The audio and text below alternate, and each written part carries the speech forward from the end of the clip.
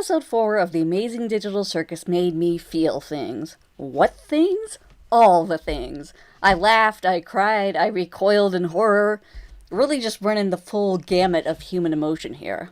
Also the realest the show has been yet. I don't want a career in fast food, and it's cool to have dreams, but you also need to remember that they're completely unrealistic, and you need to stop trying. Like, damn, right for the jugular. Episode 3's greatest strength was its story. Episode 4 excels in character. While this one wasn't overtly horror-themed like the last episode, it's still the farthest we've seen the show dive into existential horror. Somehow the fact that the adventure didn't just end with the end of the workday made it feel that much more real and grounded. The fact that they had to clock out, that Zubul had to serve as Ragatha's designated driver, that they had to think about these things, it made it feel like they really were just living a normal day in the life of an average person.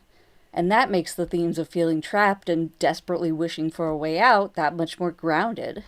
This being Gangle's episode, she got the spotlight, and this was a fantastic peek into her character. Masks are often used in literary and visual media to symbolize hidden motives, intentions, or feelings.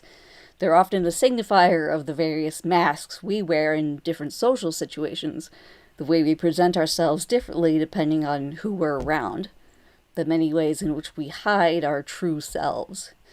Someone asked Gooseworks why Gangle's comedy mask breaks so easily, and she said it probably wouldn't break as easily if Gangle wasn't naturally predisposed to more negative feelings. But that suggests that there is a psychological element behind Gangle's masks, that if she was naturally a more positive or cheerful person, her comedy mask wouldn't be as fragile. This is further supported by episode 4, when the new plastic mask simply won't break, and Gangle is forced to hide her tragedy mask, her true face, behind a persona of false positivity. Also, am I the only one who was weirded out by Zubul specifically mentioning that the new mask was plastic? I kind of got the feeling everything in the circus was like code or digital modeling. I was not imagining this world actually having different materials. Either way, Gangle was a mood this episode. I love the breakdown she has in the middle of the day. Jax pointing out that the clock is broken sends Gangle into a spiral, which is just so relatable. Like, oh yeah, here goes my 1 p.m. breakdown, just a regular Tuesday. And it's made even funnier by the fact that she just snaps out of it when her watch beeps. It's like, alright, done with that, back to my day. I also love her scene with Pomni behind the restaurant. Gangle taking off the happy mask to reveal her tragedy mask underneath is such a great visual. And I mean, who among us, who has not done this? Just gotten so fed up with everything that you just had to step away and scream. Pomni trying to offer some assurance, and Gangle cutting her off by slapping the happy mask back on and saying they can't sit around all night talking about their feelings because there's work to do. And that little manic laugh she gives as she heads back inside hits so hard. Who has not experienced that? You're overwhelmed, you just want to break down, but you can't. For whatever reason, you have to push yourself through your current situation. We prioritize productivity at the expense of our mental health, and it sucks. Gangle is so much more expressive in this episode. Part of it is that it's her episode, she's front and center, but the new mask makes her expressions a lot more readable.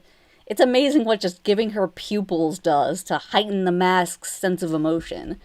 It kind of makes me wish this was her default mask, or that her default mask was a bit more detailed. I really felt like it was so much easier to connect to her character in this episode. But it also feels like that's not the point. It feels like an acknowledgement of people who have trouble expressing themselves by society's standards. You shouldn't feel like you have to conform to what other people expect in a social interaction. And you definitely shouldn't have to hide who you are and what you're feeling behind a mask. Also, the rig for the new mask is amazing. Check out James Pelter's Twitter for a video on all the work that went into making it so expressive. While Gangle was the standout character this time, what happened with Jax and Ragatha is fascinating. Ragatha being high out of her mind the whole time is hilarious and incredibly revealing. Ragatha is kind to the point of dishonesty. I believe she does genuinely care about the other players and wants them to be happy, But she also wants to be liked by everyone, and this means she'll say and do whatever she thinks the other person wants to hear. The only one she's openly antagonistic with is Jax, and even then, she says things she doesn't mean to make him feel better. At the end of episode 2, she reassures Jax that, hey, there might be blood, death, and violence in the next adventure. Those aren't things that Ragatha wants, but she knows they're things that Jax wants. And I think Jax can see through the sincerity of her statement by just how firmly he snaps back. This makes her attitude towards Pomni especially interesting. Has she taken such a keen interest in Pomni because Pomni is new and Ragatha wants to help her adjust? Or has she glommed onto Pomni because Pomni's new and hasn't had the time to get tired of her yet?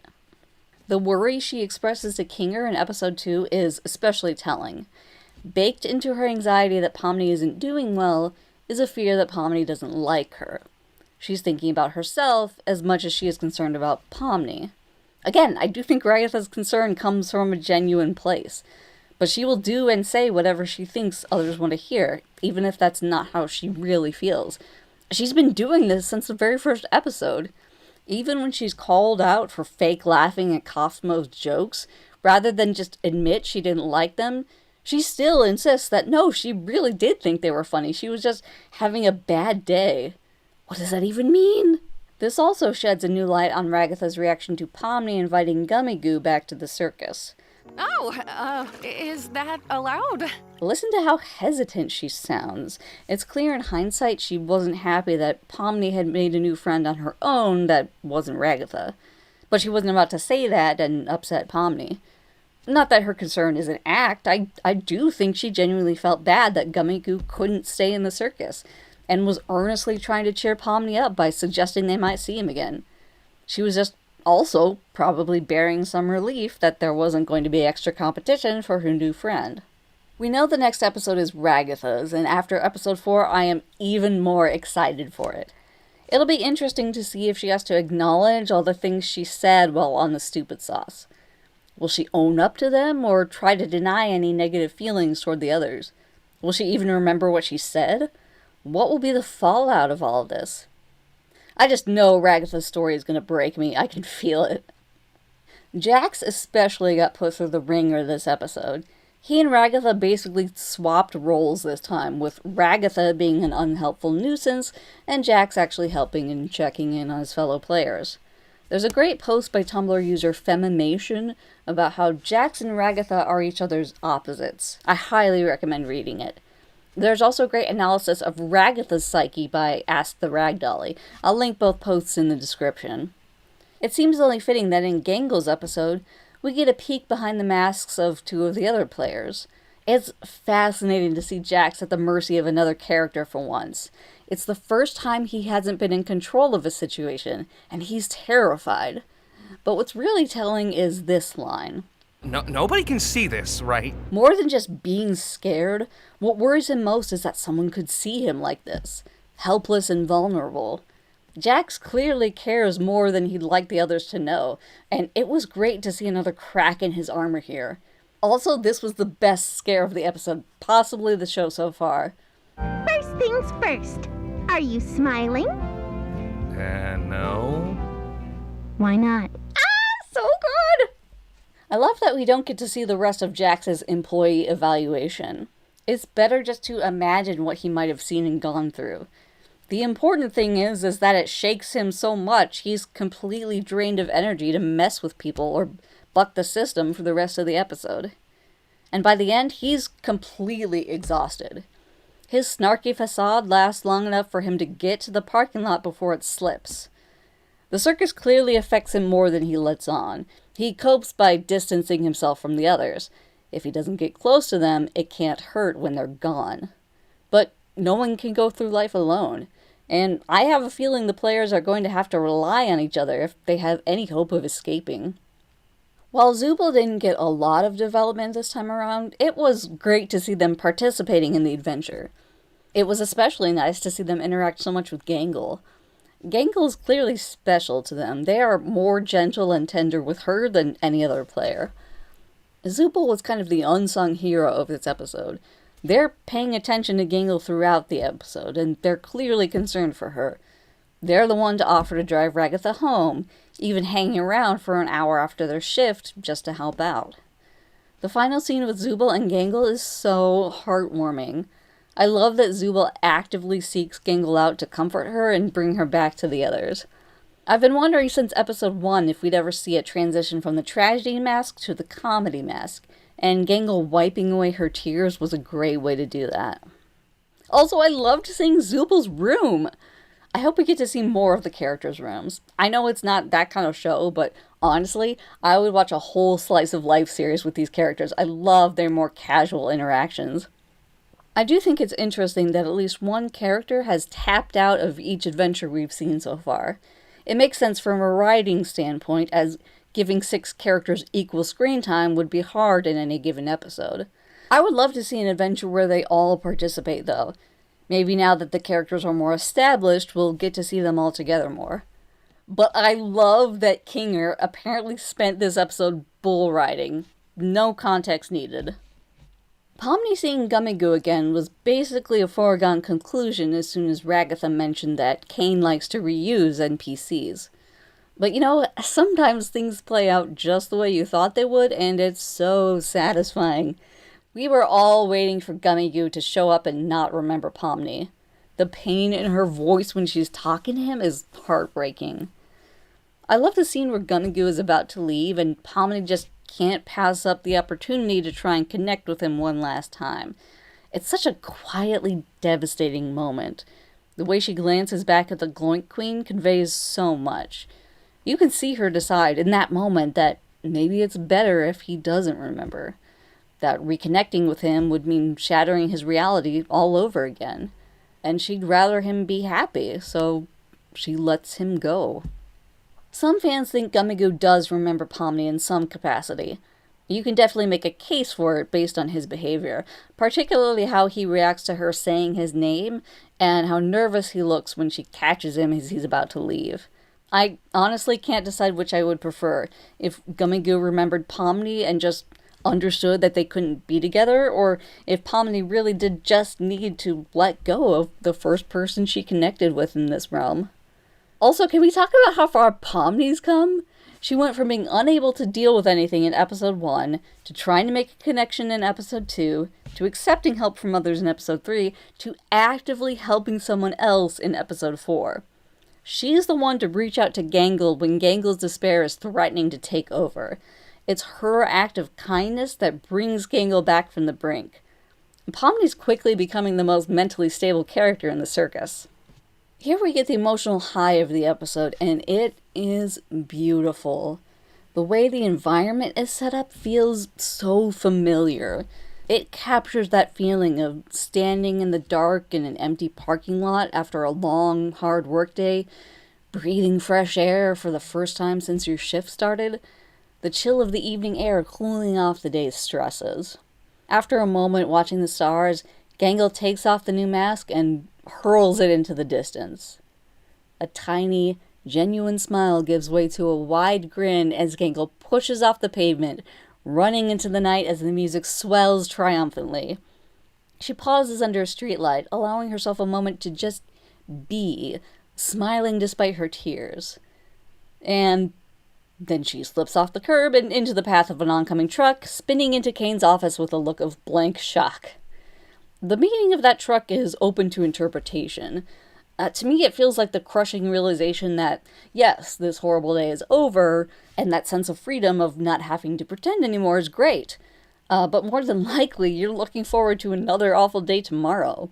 We want to be able to throw off the constraints of our circumstances and live the life we want to live. But so often that just isn't possible. Gangle's elation at leaving Spudsies behind is an escapist wish, a brief respite before she's catapulted back into the circus. Just another layer of unreality that itself was meant to be an escapist fantasy and just ended up being its own endless purgatory. I love the continuity of Kane's descent into madness. The fact that he glitches out on the sentence, "I am such a good boss," speaks to his fractured confidence. It's like he's trying to reassure himself that his adventures really are good and fun, but he can't quite bring himself to say it, even when he's alone. Does he still believe he's good at what he does? How much is he doubting himself now, and how much is that affecting his psyche? What does that mean for the circus?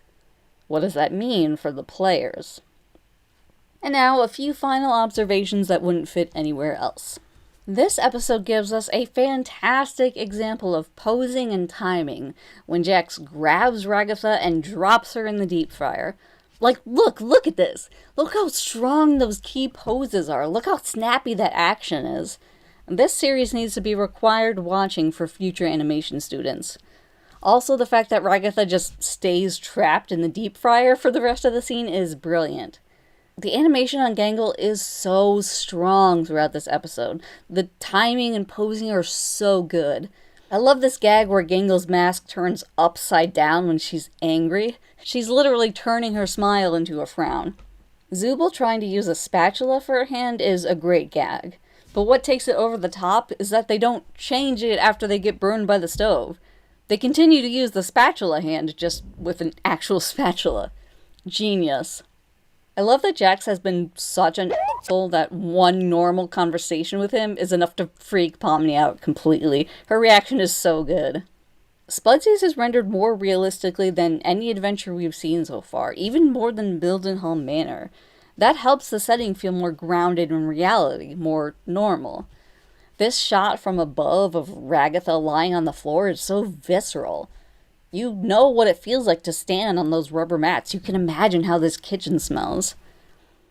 I love how Ragatha tries to pull herself up by her foot before course correcting when she goes to speak to the Gloink Queen. And the fact that she's still high out of her mind at the end. I'm not sure what the significance was of Ragatha seeing a nightmare version of Gangle just before the stupid sauce kicks in. Is it just what she's seeing because Gangle is running the show this time? What do you think? I love that every player got a B+ on their evaluations, except for Kinger, who got an A+, even though he didn't even participate. I'm inclined to agree with Jax. Malice is simply not in Kane's nature.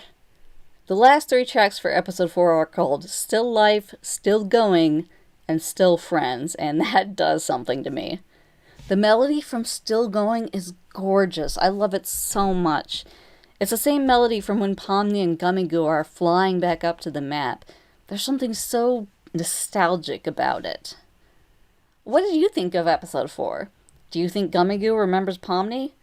What do you think the next adventure will be? Thank you so much for watching, and as always, I'm eternally optimistic, and I'll catch you guys next time. For whatever reason, you have to push yourself through your current situation. Hi, buddy. You want to help me? You want to help me record?